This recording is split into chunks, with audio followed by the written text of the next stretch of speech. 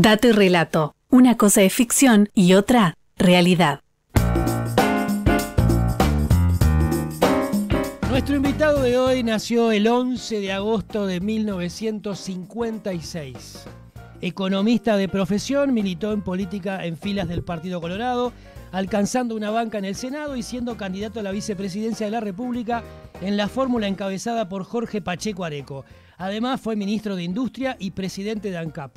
De la mano de su padre llegó desde muy joven a vincularse con el Club Nacional de Fútbol, llegando a presidirlo entre los años 2001 y 2006, siendo uno de los dirigentes más ganadores en la historia reciente del club, obteniendo los campeonatos uruguayos de 2001, 2002, 2005 y 2006. Fue vicepresidente de la Asociación Uruguaya de Fútbol, donde tuvo duros desencuentros con la empresa Tenfield, y volvió a presidir a los tricolores en el año 2012. Se mantuvo alejado de la política activa hasta que en el año 2020 se acercó como asesor en materia económica del senador Guido Manini Ríos, insistiendo, entre otras cosas, en la necesidad de darle oxígeno a las micro, pequeñas y medianas empresas. Bienvenido a Dato y Relato, señor economista Eduardo H. ¿Qué tal, Eduardo?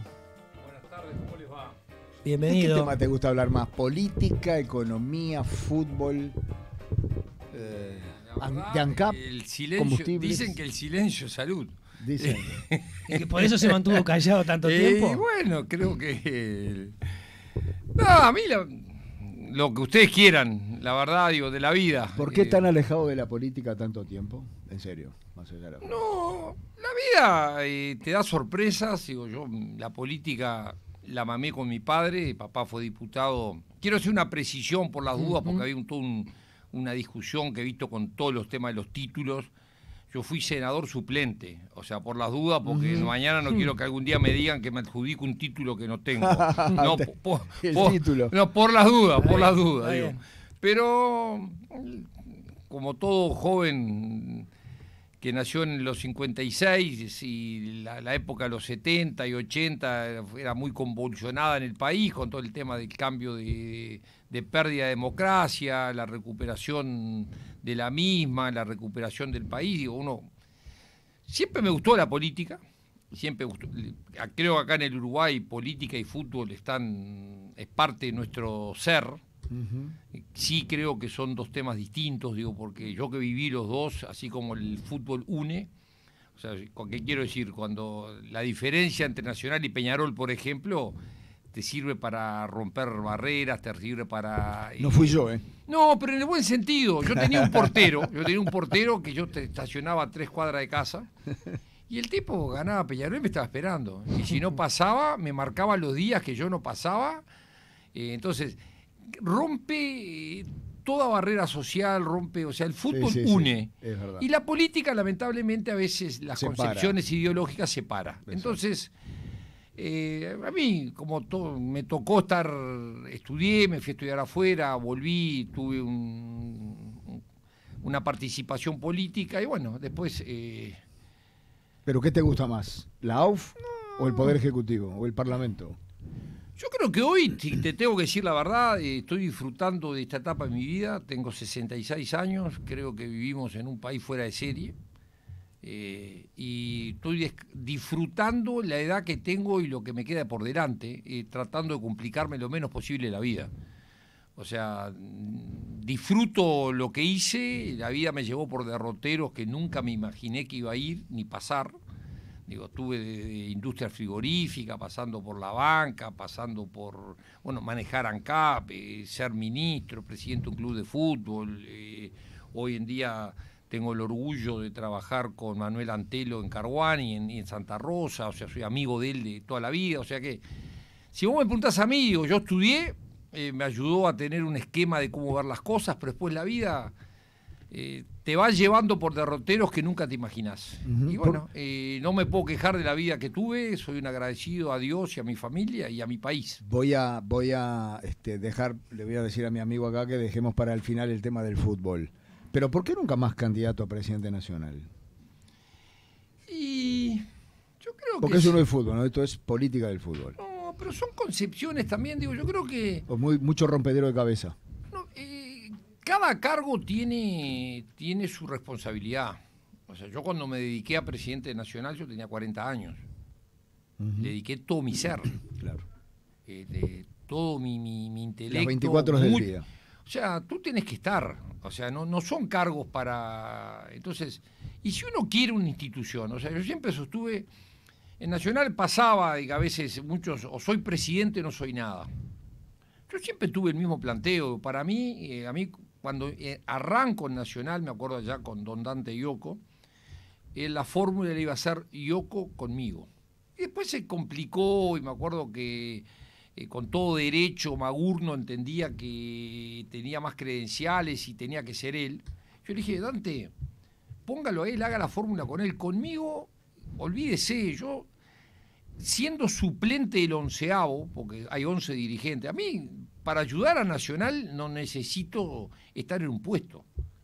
O sea, entonces, desde ese punto de vista, digo, yo creo que hay que saber cuándo estar y cuándo no estar, y yo nunca miré Nacional como mis presidencias. Yo tengo un orgullo de haber arrancado en el 98, y creo que del 98 hasta el 2023, que me retiro ahora, de la AUF, he estado arriba, abajo, al costado, y siempre con el mismo orgullo, digo, y lo mamé del viejo. Papá nunca fue presidente nacional, no. Y papá venía a casa con ese orgullo y con esa vitalidad que tenía, y que me acuerdo, íntimo amigo de Cataldi, y me jodió otra vez, y me la ganó, y la que viene se la voy a ganar.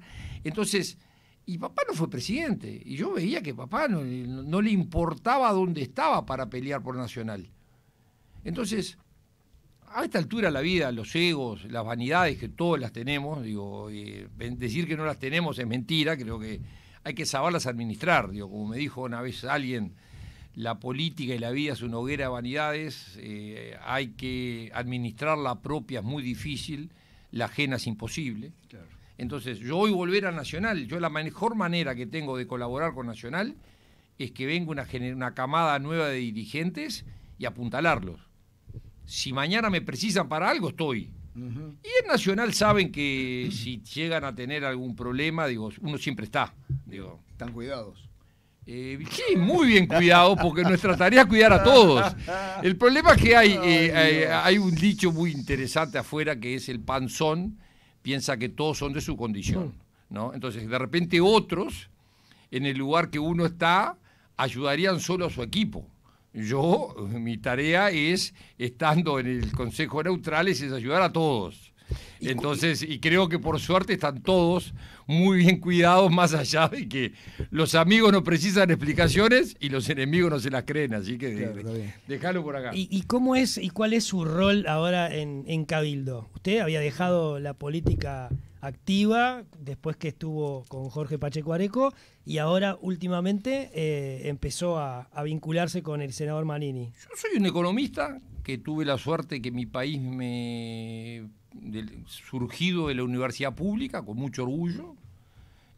Pude ir a estudiar a Estados Unidos, a hacer un PhD en una universidad como Columbia, una de las 8 que se llaman las Ivy League, o sea, son las más antiguas, una muy buena universidad.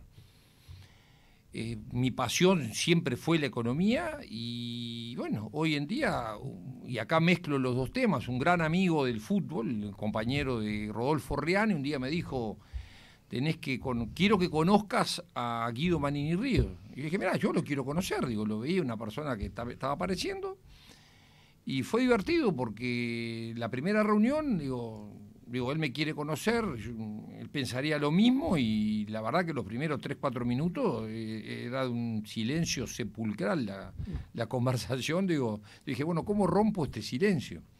Entonces le comenté, digo, que veía un tema que para mí realmente era un obstáculo insalvable en una relación personal con él.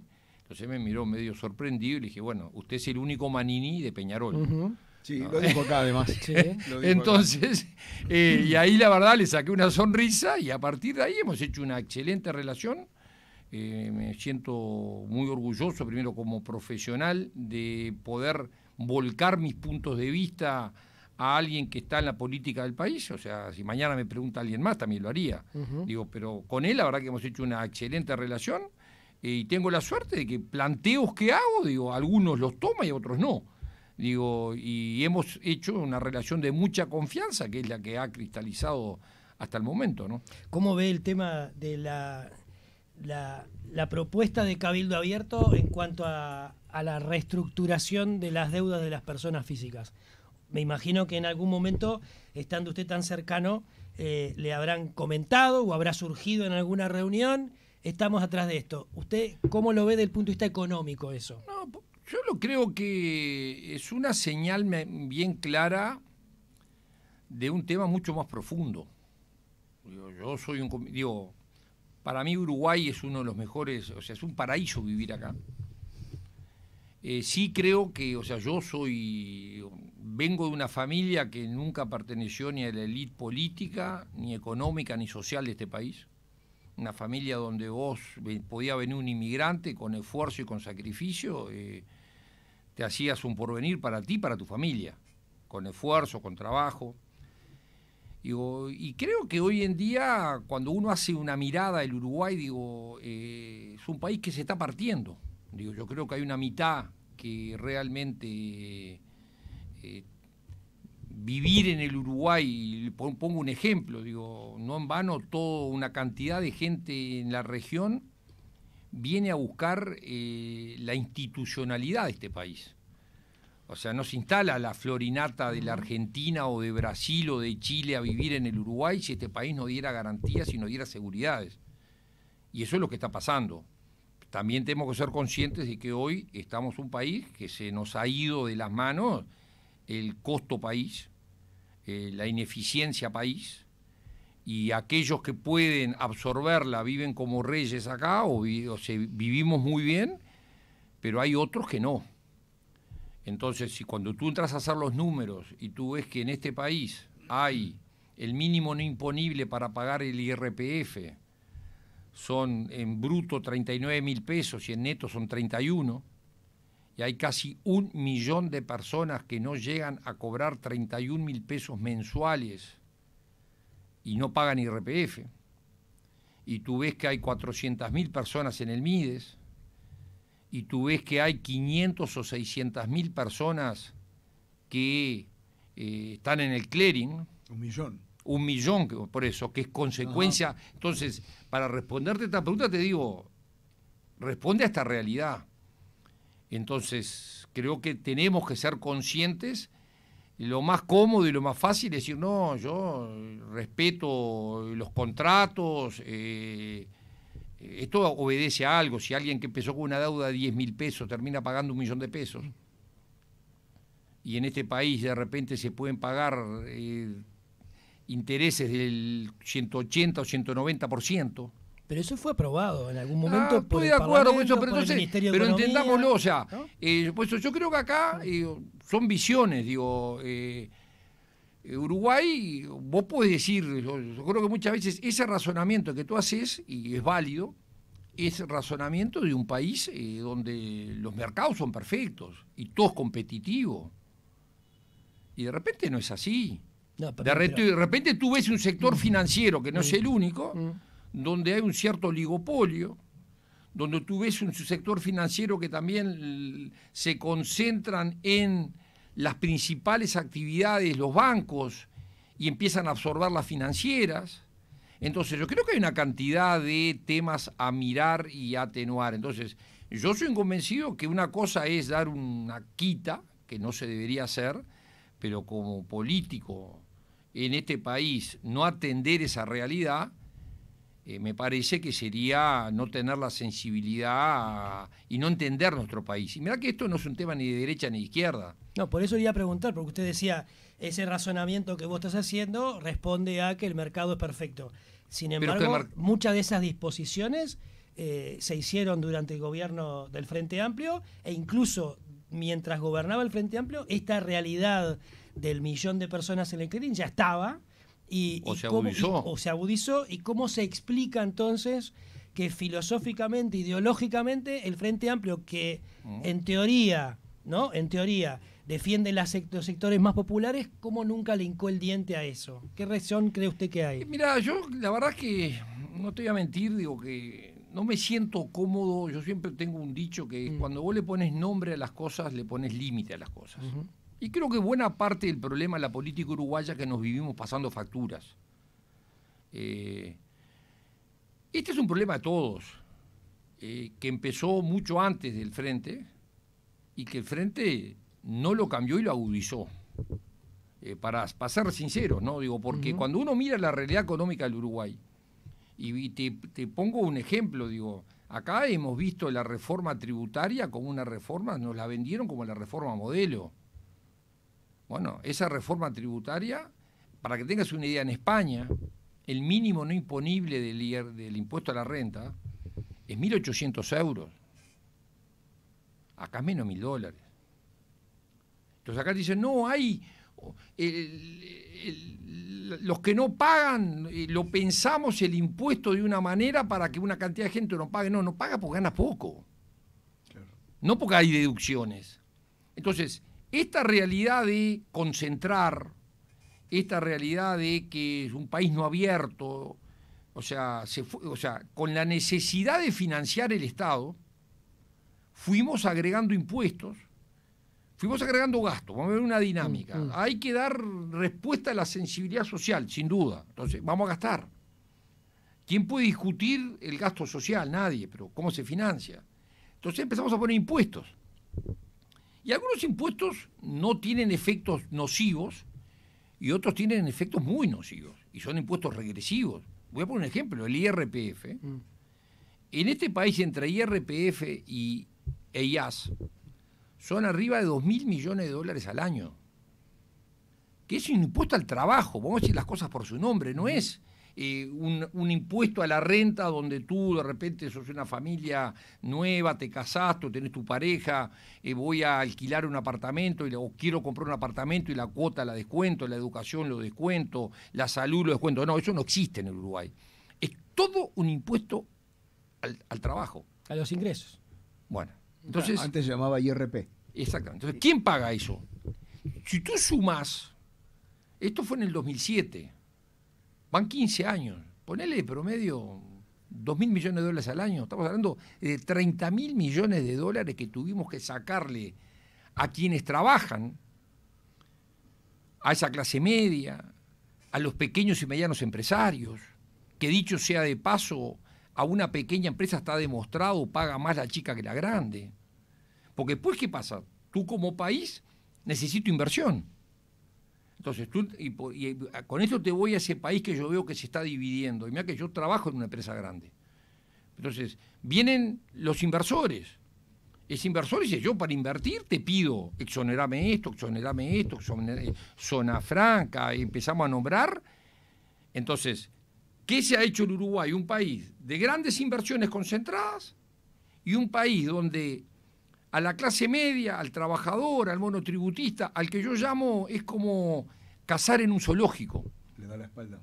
O sea, es a quienes no tenemos más remedio y a los tenemos cautivos y a ellos les exigimos. Porque el otro, si no le das, no viene. Claro, o se va. O se va. Entonces, y esa es la realidad de nuestro país, agudizada por todos, y entonces es correcto tu razonamiento.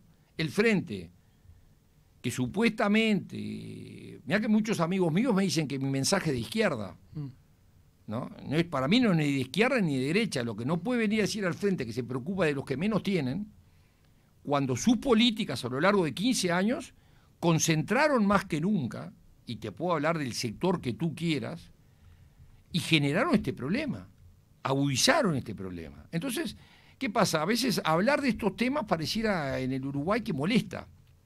O sea, pero es la realidad. O sea, a mí que me discute, yo pedí los números en el Ministerio de Economía.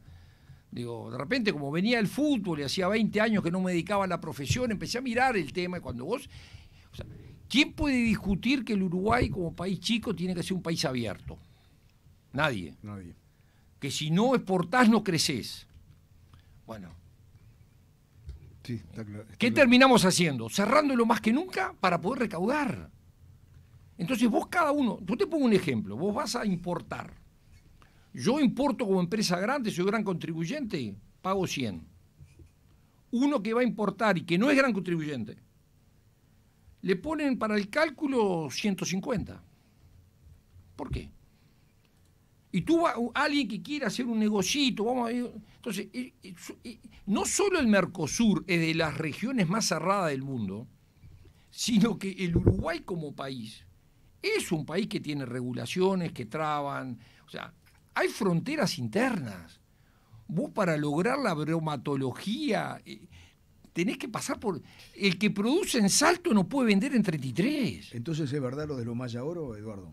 Bueno, pero es que yo creo que eso es Maya Oro, pero lo que no es verdad es que quieran decir que lo hace este gobierno.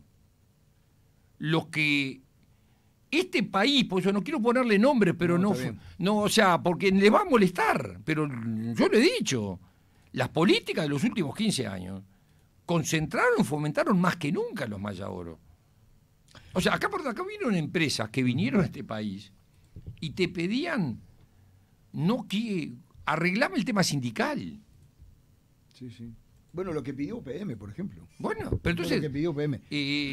¿Quién fue el otro día que estuvo acá que dijo que la política económica del Frente era igual que esta? Gustavo Licandro. Gustavo Licandro. ¿Opinás igual? Mi amigo Gustavo. Dijo, no hay diferencia, dice, es continuismo. Continuismo, bueno, dijo.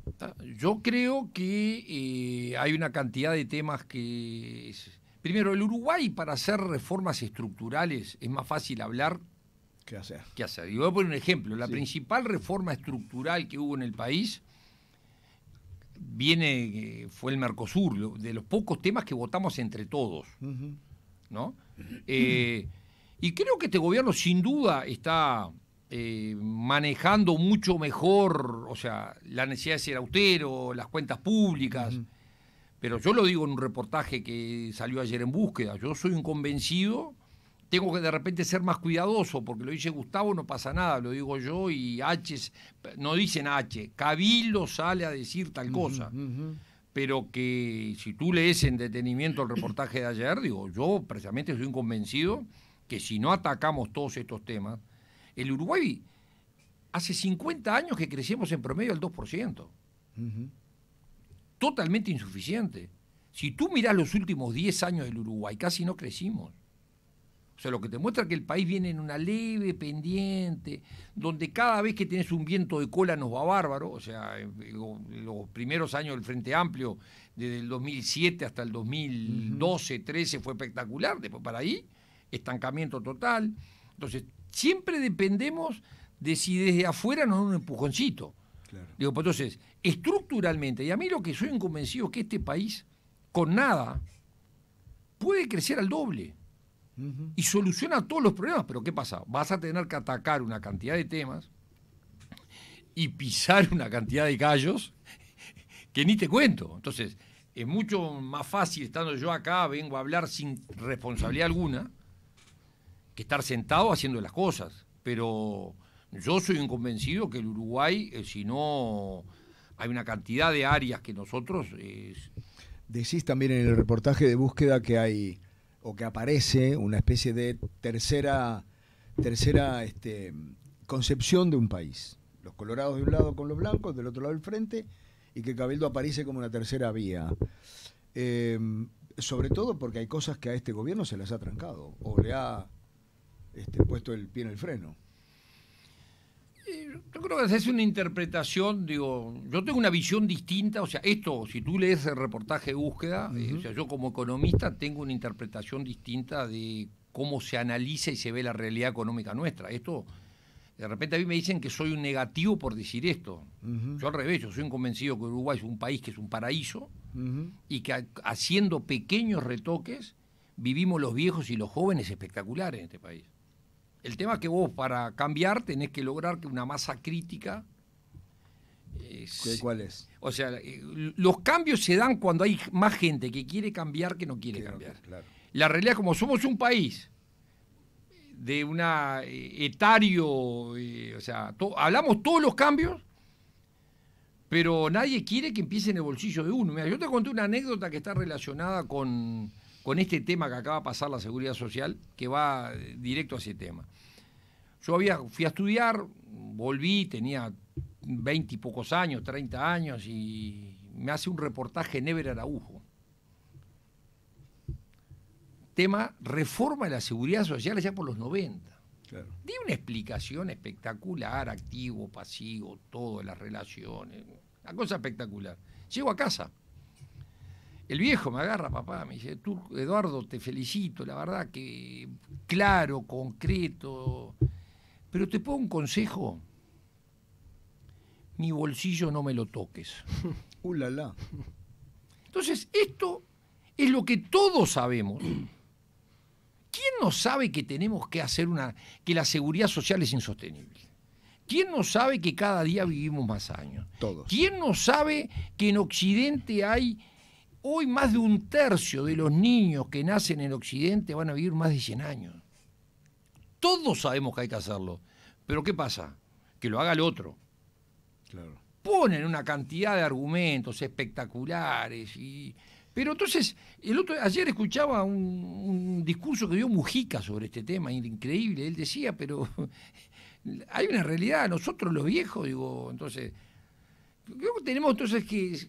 Uno podrá decir una cosa es lo que se dice y otra cosa es la realidad. Una cosa que, a propósito de lo que decía recién, ¿no? Ayer, antes de ayer, Fernando Pereira y el resto de los dirigentes del Frente Amplio, incluso Vergara ayer en el Senado, lo que le critican, o una de las cosas que critican a la reforma, es que esta reforma la pagan los trabajadores y no los que más tienen. Ese es un poco el razonamiento que critica el Frente Amplio. ¿Hay algo de eso? Pero ¿para qué es la seguridad social? Para darle un retiro a la gente en contraprestación a los aportes a lo largo de toda una vida. Es para los trabajadores. O sea, yo no conozco en el mundo entero, en ningún lugar, o sea, que digan, le saco a Bill Gates para pagar la seguridad. No, lo que dicen es que deberían aumentarse en lugar de los aportes de los trabajadores, los aportes patronales. Pero el aporte, honestamente, es una barbaridad conceptual. Es ponerle más impuestos al trabajo. El aporte patronal es un impuesto al trabajo. No existe país en el mundo que le haya puesto más impuestos al trabajo, incluidos los 15 años del frente. O sea, la razón por la cual nuestro sistema está desfinanciado, en buena medida, es por los aportes, los impuestos al trabajo que tiene. O sea, me extraña, sinceramente. No creo que haya hecho ese razonamiento, sinceramente, porque es no entender la realidad, cómo funciona esto. Al revés, uno de los problemas más serios que tiene, yo lo vengo diciendo hace 1 año y medio, Uruguay tiene 2 sesgos enormes. Un sesgo es el sesgo, o sea, hoy en día vos venís con una inversión y el capital casi no paga. Y no estoy diciendo, pongamos el impuesto al capital, porque si no, no vienen. No, claro. Si no, no vienen. Claro. O sea, no es ese el tema. Claro. Pero lo que sí es claro es que los impuestos que se le ponen al factor trabajo, cuando vos vas a decidir, ¿qué hago? Hago una combinación entre capital y trabajo. ¿Qué hago? Entonces, entre los impuestos tiene el capital y los que tiene el trabajo, si todavía le agrego la conflictividad y la revolución tecnológica, que todo es mucho más fácil contratar máquinas que gente, sí, le voy a seguir agregando impuestos al trabajo con la dimensión que tienen los impuestos al trabajo en el Uruguay, empezando por el mazazo que le dio el Frente Amplio con el IRPF, que es un impuesto al trabajo. No queda nadie, y te lo voy a poner en ejemplos. Todos los sectores nuevos, la tecnología, lo digital, casi no paga impuestos. Y si llega a pagar impuestos, no vienen acá. Se van a otro lado. Entonces, hay que entender cómo funciona. Entonces, ¿qué pretende? Cazar en el zoológico. Ese es el concepto, cazar en el zoológico. Vamos a ponerle impuestos a los que pagan ya. O sea, sinceramente... Dijiste, Eduardo, hace un ratito, acá con pocos retoques viviríamos mucho mejor. ¿Qué retoques? Yo soy convencido que el Uruguay pasa por... Y miremos de acá para adelante, ¿no? Digo, claro. Si tú haces, primero, una reforma fundamental en la educación. La mitad de los niños hoy no terminan primaria. O sea, vamos a hacer, o sea... es una mezcla, ¿no? Bueno, pero también hay todo un corporativismo... sí, o lo sea, dijo Mujica. Por eso. Entonces, perdón, en la época de Mujica se habían puesto de acuerdo todos los partidos políticos para hacer esa reforma. La frenó la corporación sindical. Sí, sí. Entonces, tú me decís a mí, creo que hoy tener una educación acorde al momento que estamos viviendo. ¿Esta reforma te convenció? Es un paso en la dirección, es un paso uruguayo en la dirección que podemos. O sea, porque acá, en todo, yo creo que uno de los grandes problemas que tiene el Uruguay es el corporativismo, y buena parte de toda la asistencia social no va al usuario, va al que presta el servicio, al que está en el medio, ¿no? Entonces, cada uno protege lo suyo. Entonces, no toques la educación, no, lo que están diciendo muchos es no toques mi ingreso. Pues, ¿cómo te vas a negar a hacer chequeos? O sea, entonces, yo creo que tú modificá, por lo menos retocá el tema de educación, abrir la economía, mínimo. No estoy diciendo hagamos locura, digo, pero para que tengas una idea, a nivel mundial, hoy el arancel externo común es de promedio en el mundo entero menos del 5%. El Mercosur tiene todavía un arancel externo en algunos sectores del 35% y Uruguay tiene de promedio un arancel externo cercano al 20%. O sea, 4 veces más que en el mundo y le agregamos un 5% de tasa consular, que es como sumar un 25%. Pero aparte, ponele que sea eso. Pero hay una cantidad de barreras no arancelarias ocultas que lo que hacen es trabar, enlentecer. Tú vas a importar y tenés que adelantar casi el 100% de lo que vas a importar. Uno grande no tiene problema, el chico o sea, abrir la economía. Educación, abrir la economía. Regular bien. Yo creo que es un país. O sea, si vos abrís la economía, de alguna manera vas a tener más competencia. O sea, acá tenés que tener una regulación que cuida al consumidor, no que cuida al empresario. O sea, el grueso de la regulación nuestra para cuidar a los monopolios públicos. O sea, muchas veces los monopolios públicos siguen siendo juez y parte. O sea, y después nos quejamos los precios. Y hay una cantidad de monopolios privados que muchas veces, cuando estamos, que fue lo que yo puse ahí en la entrevista, acá vivimos mirando lo macro y no lo micro. Porque hay una cantidad de temas en la oferta que si vos aumentás y destrabás y permitís que la gente funcione con otra dinámica, la economía va a crecer mucho más de lo que está creciendo ahora. Entonces, son temas básicos, pero aparte que los conocen todos. El tema que tú, cada cosa de esta que vas a modificar, estás diciendo, señores, tuviste que darle algún privilegio a alguno por el costo país que tenés. Claro. Entonces después te agrego otro, el tema tributario, que para nosotros ha sido esencial. Hoy el sistema tributario nuestro recae mayoritariamente a quienes podemos cargarles, que es a los pequeños y medianos y al trabajo. Entonces, que aparte, ese sector es quien tiene que absorber a los que están en el MIDES. O sea, ¿qué es lo que uno desearía en una sociedad? Movilidad social. Claro. Que el que está abajo suba, claro. Escale, por sus méritos, por su educación, no por dónde nació. Digo, pero entonces, estamos haciendo todo lo contrario. Lo que estamos haciendo es hoy, a todo ese sector que debiera ser el más dinámico y que es el único, porque a veces, vamos a hablar de un tema que se habla muy poco en el Uruguay hoy. ¿Cuál? La dimensión del Estado y el gasto público. Sí.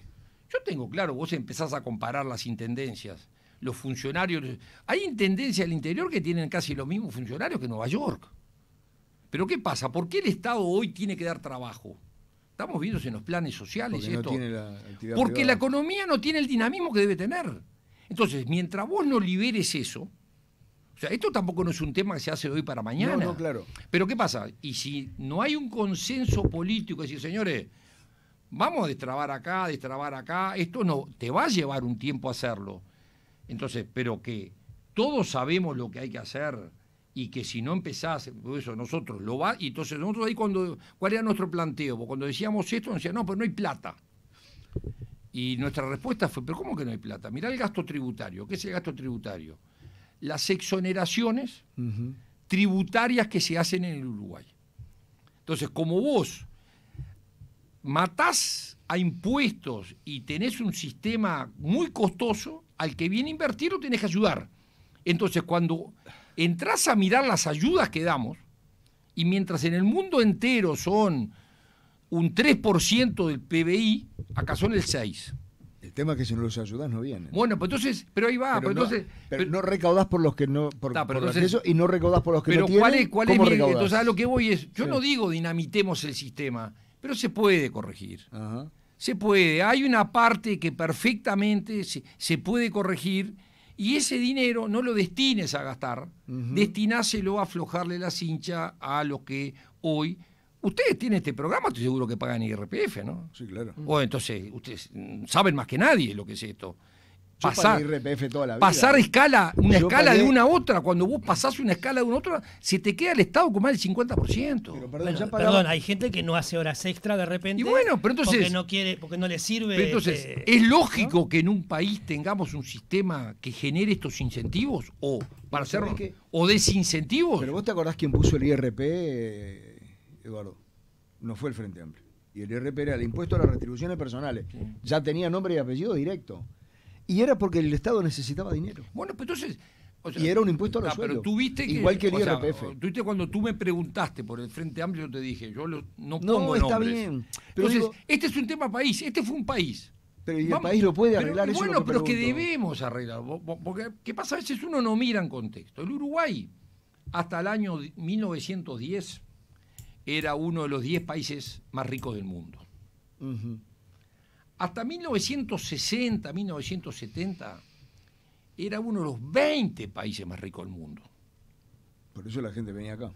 O sea, no te estoy hablando hace 2000 años, No, ni no. hace 200, No, hace 60. ni hace 100, hace 60. Ujú, Y como vivíamos tan bien, y era un privilegio vivir acá, ujú. empezamos a gastar.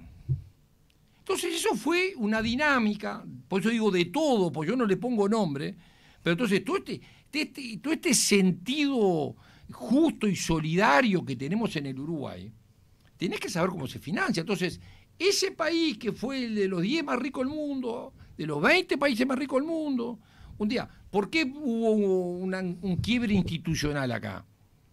O sea, acá vino el Che Guevara a decir, señores, cuiden lo que tienen, el Paraninfo fue la universidad. Sí, señor. O sea, acá, bueno, como, viste, vivíamos tan bien que gente de clase media, no de clase baja, fueron los que hicieron, o sea, y bueno, perdimos la democracia. Fue cuando empezamos a dejar de ser ese privilegio donde vivíamos muy bien haciendo muy poco. O sea, porque recordemos este tema de la seguridad social. Recordemos cómo se daban las jubilaciones, que alcanzaba con clase inglés, clase de esto. O sea, yo no le pongo nombre propio. Pero era en la época también que el político te daba la tarjetita para que vos por eso. consiguieras un empleo Entonces, público. Y bueno, entonces, y hoy parece que sigue, o sea, entonces Eso no cambió. no es ni uno ni otro. No, ya sé. O sea, yo no quiero decir es este o es este, pero entonces, primero, no me vengan a decir a mí ahora, yo soy el bueno. Cuando vos en 15 años no cambiaste, agudizaste esto. La reforma del 2007 agudizó el problema. O sea, lo sabemos todos. Entonces, no solo gastaste más y le pusiste impuestos al trabajo. Y ahora te preocupás. Y ahora no, yo tengo claro que es más cómodo decir no, que lo hagan estos y yo la miro de afuera. Digo, En virtud de la hora que está, ¿qué estás tomando? ¿Café? café. ¿Está rico? Está rico, sí, un poco frío ahora, pero ya. Bueno, sí, te pasas hablando. ¿Qué querés?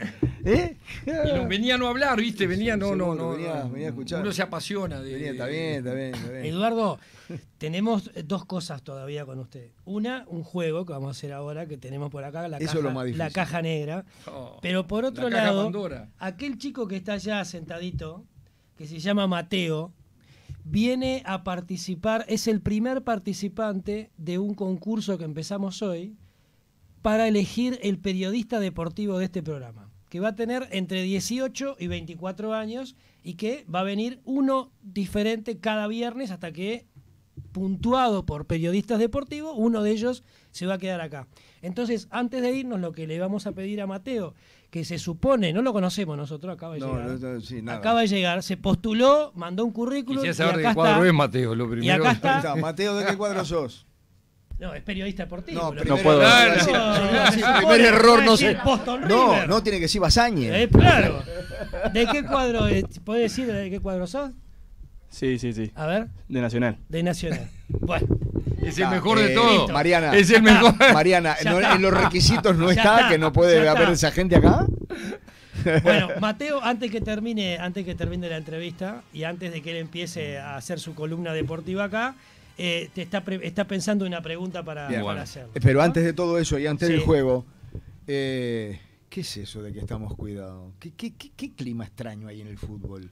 Que yo me acuerdo cuando Nacional tenía problemas con los jueces, ahora los tiene Peñarol, después lo tuvo Nacional, lo va a tener. ¿Qué pasa? ¿Es real eso o es todo fuego de artificio? Para mantener la... Para mí es leyenda urbana. Ajá. Le agradezco a Rulio que me haga el reconocimiento y me haya transformado en una especie de ícono. Sos el demonio. Pero mi obligación es cuidar a todos. Ajá. Y es lo que hago. Pero cuidás más a Nacional. No. Sí. Lo que sí es claro, y bicho viejo, uno se Esteban, no cuida más a Nacional. es una buena estrategia. Es su trabajo. O sea, ¿no? está. ¿Es delegado de Nacional Pero o no? estar en contra del sistema, de que nos persiguen y somos las víctimas, y el grande contra el chico, y tengo a todos en contra de nosotros, no es nuevo. No es nuevo. No. Por eso. Entonces, No. o sea, como dice el refrán, podés engañar a todos un poco tiempo, a unos pocos todo el tiempo, pero no a todos todo el tiempo. Se le terminó ya el currito de que que me persiguen, o sea. ¿No hay algunas cosas que pasan en la cancha que te dejan un poco, que te llaman la Pero atención? aparte viniendo de ustedes. No. ¿De quién? ¿Ustedes La verdad. quién? Pará, ¿ustedes quién? Los de Peñarol, No, yo no, o yo sea, soy sí, periodista, o sea, soy periodista. vamos a suponer que no es cierto, pero si fuera cierto, me congratulo, o sea, pero no es cierto. No es cierto. Pero la verdad. No es cierto. ¿No estaría bueno que Peñarol estuviera en el Consejo, en el Ejecutivo? Y sería bueno que el Frente Amplio esté en el. No, pero pero déjame, sería bueno que el Frente Amplio esté en el Ejecutivo de la calle. O sea, No, ¿por qué ¿por no? qué? O si No. está en la oposición, pusiste una elección, tenés lo que están de un lado y lo que están del otro. Tiraron piedra, hicieron de todo y ahora de la noche a la mañana, como soy Peñarol y tengo Seguro. 100 años, del Seguro. 13, o sea, ¿cuánto? No, porque se me termina el programa. Como del Por 13. eso, no sé, bueno, no sé, eso tengo es- problema de suma yo. eso es violencia. O sea, tengo problema de suma. Sí. Pero entonces ahora de la noche a la mañana, empezamos a reivindicar las cosas viejas. Digo, cambió. Si no entendemos que el fútbol, hablando en serio, Nacional y Peñarol, supimos tener veto en la asociación. Sí, señor. Y por estupideces de estas lo fuimos perdiendo. Pero aparte, ¿cómo haces tú hoy para decir reclamo un lugar por nombre propio? En 2023, con un cambio de estatutos como hay, estando OFI, o sea, es insostenible. Es insostenible. Yo te quiero hacer una pregunta, pero no me va a dar el tiempo. Desde mi punto de vista. ¿Qué digo, pasó con el ejecutivo de Bauzá? Que Nacional tanto ruido hizo hasta que Bauzá No, se pero va. fue muy sencillo, Sebastián. Yo comparto hoy la Corporación 2030 con Sebastián. Ujú. Sebastián, digo, es un excelente dirigente, una gran persona. Yo le fui muy claro, a mí, mientras Nacional y Peñarol no estuvieran en el Ejecutivo, no me representaba. Entonces, hoy Alonso no representa a Peñarol. Y no, es clarísimo, no lo representa. Más de lo que ha dicho Rubio en contra de No, está Alonso. bien, claro, pero es un tema de ida y ponele, vuelta, Eduardo. vos podés decir, pero vos lo que no puedes pasar los límites. No, claro. Hay ciertas cosas que, porque hoy con la locura que hay en la calle. Bueno, Balbi un día salió y dijo, nos robaron. No, Y no pasó nada. yo creo que estamos pasando todos los límites, pero digo, ¿Hay Mundial 2030 acá? yo creo que estamos dando una batalla importante y creo que va a haber un mundial. Ojalá sea en el 2030, digo, ojalá, pero creo que está bien encaminado. ¿Qué cargo tenés en el Ejecutivo hoy? Integro el Ejecutivo, pero ya me quedan 15 días. Sí, claro. Bueno, pero ¿vas a seguir o no? ¿Vas a seguir? No, sigue. ya está. Nacional ya decidió que va. Y por suerte viene otra persona, que es Alejandro Balbi. Alejandro. Bueno, son muy amigos, ¿no? Digo, es un peso pesado que va a tener Nacional allí. Es un buen amigo, digo. ¿Sabés por qué te hago esta pregunta? Porque hay una cajita negra que te acaban de alcanzar que está llena de nombrecitos adentro. Hay todo tipo de nombrecitos de gente que tiene peso específico. ¿Qué cargo le darías en el Ejecutivo a cada uno de los 5 que vas a sacar? ¿Vas a sacar 5 papelitos? De a uno, ahí saca uno, a ver. El primero Luis Lacalle Pou. Pues siempre nos pasa. ¿Qué dice ahí? Sebastián da Silva, A Sebastián da Silva, ¿qué cargo le darías en el Ejecutivo de la AUF? comunicador. Bien. ¿De la AUF? O sea, ¿ejecutivo o no ejecutivo? No, sí. Puede ser, algo capaz de o ser sea, por- que se dedique a hacer los comunicados. Portero de la AUF. Cuando haya que cortar, Seguro, salga alguno que te venga a pegar un palazo. A calentar a todo el mundo. No, y él por lo menos responde. Tiene- es respondedor, o sea, me parece importante. Él no se queda callado la boca. Es provocador, O sea, provocador. no, cuando lo provocan, él responde. Vamos A ver, con el segundo. Segundo nombre. Guido Marini Ríos. ¿Viste? No, este es muy mancha, ¿no? La verdad que no. no. Cuanto más lejos lo pueda tener, No digo, integra porque el ejecutivo. calladito de la boca. Grabame esa parte. A Guido Marini Ríos, cuanto más lejos lo tenga mejor. Sí, sí, pero en el ejecutivo la hago, Ah, por ser muy hincha de Peñarol. No, pero igual. Tercero. Tercero. Viste, te ibas a reír acá, nunca pensaste Sí, que te sí, ibas a no, reír. la verdad, Tercero. José Mujica. Po. Chan. Y bueno, es el filósofo del fútbol. ¿Cómo se llama en Grecia? El Ágora. Creo que. Bien. Tercero. Cuarto. Cuarto. ¿Viste que iba a funcionar? ¿Viste que iba a funcionar? La verdad. ¿Te gusta Bielsa? Pedro Bordaberry. ¿Te gusta Bielsa? Pedro Borda. Y Pedro Bordaberry está muy bien donde está ahora Sí, ¿no? en En el Torque. Está Dejémoslo espectacular. en Torque. Una respuesta más o menos parecida dio sentadito ahí Eduardo Saindestad. Le tocó Pedro Bordaberry y le pedimos no sé qué. Gran amigo, mira que yo con Pedro tengo una Sí, sí. amistad. Y dijo que o sea, bueno, no. que está en la SAF y que está bien. ¿Te Ahí acordás? está.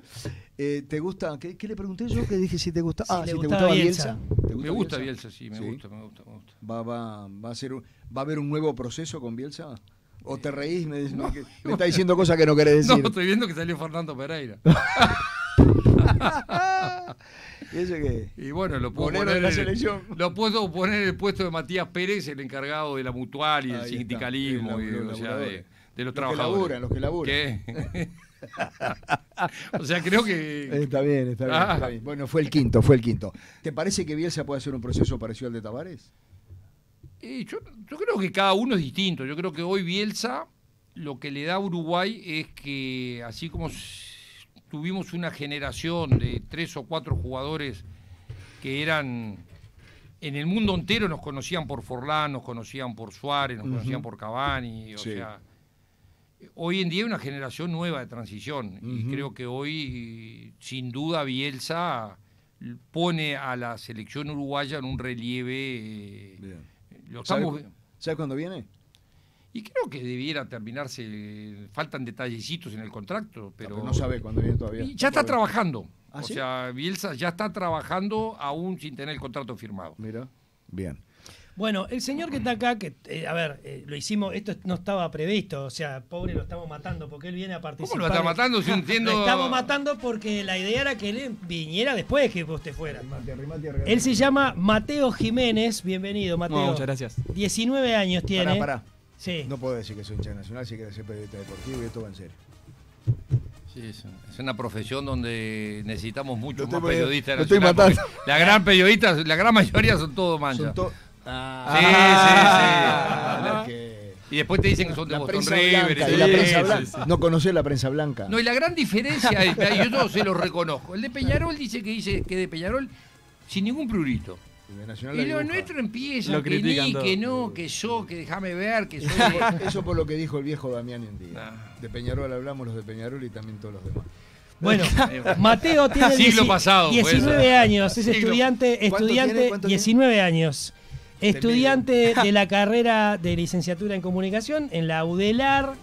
Tiene además su propia página de información sobre el fútbol uruguayo. Sí, sí, es correcto. Fuerte al medio, a ver qué seguirlo, Fuerte al medio se llama, y ha accedido a partidos de Copa Libertadores con acreditación, etcétera, etcétera. Más allá de que después de la pausa, después que despidamos al economista H, vas a tener tu propia columna. Ahí vas a laburar. Aprovechá, tenés a un histórico dirigente del fútbol. ¿Qué pregunta te gustaría hacerle al economista H? Bueno, buenas tardes primero Buenas que nada. tardes. Me gustaría, después de escuchar la charla que dio recién, me gustaría saber si usted, Eduardo, se define como un hombre de fútbol o un hombre de política. Para mí el fútbol y la política son dos caras de la misma moneda. Es la vida. O sea, mi viejo fue político y dirigente de fútbol. Y tuve la suerte de transitar por ambas y hoy estoy transitando por la etapa más linda de la vida, que es la vejez, disfrutar los nietos, la nieta que tengo y a mi familia. O sea que... Y en todo lo que he hecho le he puesto una parte de fútbol y una parte política. Son las 4. Gracias, en nombre de. Son 4:25, ya está, terminamos la entrevista. ¿Qué vas a hacer esta tarde después de acá, Eduardo? ¿Se puede saber? De acá. Te quiero invitar al campeón del siglo. Tengo que ir a la. Lo maté. Pero que no me cierra el. O sea. Hay algunos que tienen un gimnasio y le dicen Palacio. No entendés mucho, digo. Y después se ponen nombre fantasía, digo, puede cada uno ponerse el nombre que quiera. Pilar tiene un palco en el campeón del siglo, o sea, va a estar cómodo. No, le molesta en el estadio Peñarol del siglo, ahí está. Le molesta el campeón del siglo. Y esto pero mira, no saben cuándo nacieron. No, o sea, hay duda de la fecha. Como le dicen, la continuidad sociológica. No, la continuidad sociológica. Después. Hay discusión, yo no digo que, sobre la cantidad de campeonatos, o sea, supuestamente hay más campeonatos que campeonatos jugados, una cosa rarísima. Y después, yo qué sé, cada uno puede ponerse el nombre que quiera. La última estaba en serio porque nunca nadie me la supo explicar. ¿Cuál? Yo desde hace muchos años sé que allí en la Blanqueada está el Parque Central, ¿verdad? ¿Por qué el Gran? De verdad. Me pasa lo mismo, o sea, es como el Palacio sabés. Peñarol, lo mismo, el Palacio, y es un coso. O sea, creo que todos, así como ustedes se ponen el nombre del estadio que quieren, nadie se los puede discutir. Yo tenía una tía que se llamaba Francisca, le gustaba que le dijeran Pepa, y yo le decía Pepa, ¿qué decirle? O sea, entonces a nosotros nos pusimos Gran Parque Central, y bueno, sabemos bien por qué. No lo razonemos, de la misma manera que no sabemos bien por qué el nombre del estadio que vos decís. O sea, no sabemos y no resiste ningún análisis lógico. Bien, digo, pero cada uno que se llame como quiera. Cada uno le pone al perro el nombre que quiere. Tal cual. Gracias, Eduardo. Gracias a ustedes. Venir, ¿La pasaste mal o bien? No, muy bien, la verdad. Ahora viene la definición por penales. Ahí capaz que.